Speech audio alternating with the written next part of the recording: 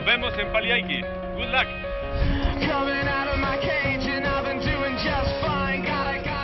Wenger Patagonian Expedition Race ride formatua duen lehiaketa da eta Txileko Patagonian egin zuten otsailaren erdialdean.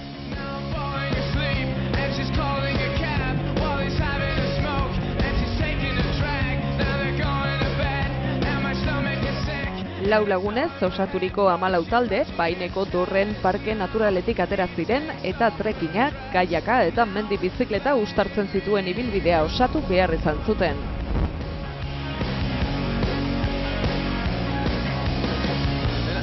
Laguntza bakarra mapa bat izan zen eta baita iparrorratza ere orientatzeko. Era berean, antolatzaileek gutxieneko laguntza eskaini zieten.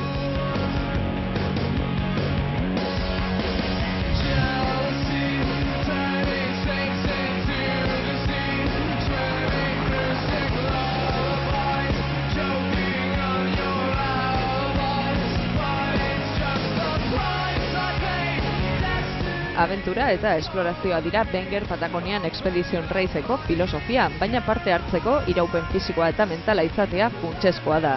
Era berean, ezinbestean jakin behar da leku babesgabeetan ibiltzen, lautadetatik aurrera egiteko, glaziarretatik ibiltzeko, basoetatik, urtegietatik, erreka eta aintziretatik.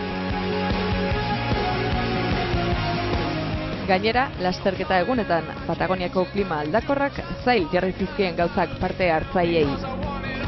It started out with a kiss, how did it end up like this? It was only a kiss, now I'm falling asleep. And she's calling a cab while he's having a smoke. And she's taking a drag, now they're going to bed. And my stomach is sick, and it's... Amaiera oso ikusgarria izan zen. Patagoniako mendebaldeko fiordetan euri jasa izugarriak izan ziren eta parte hartzaileak haien indarren mugaraino eraman zituzten. Askok bertan bera utzi zuten lasterketa.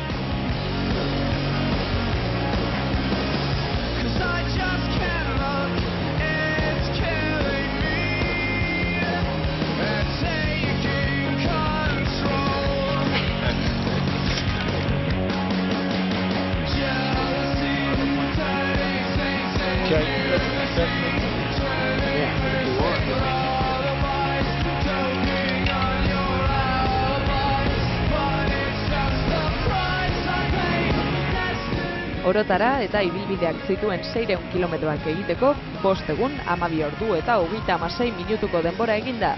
Britainia handiko Adidas Terrex Prunesco taldeak irabazi zuen 9. Wenger Patagonian Expedition Race.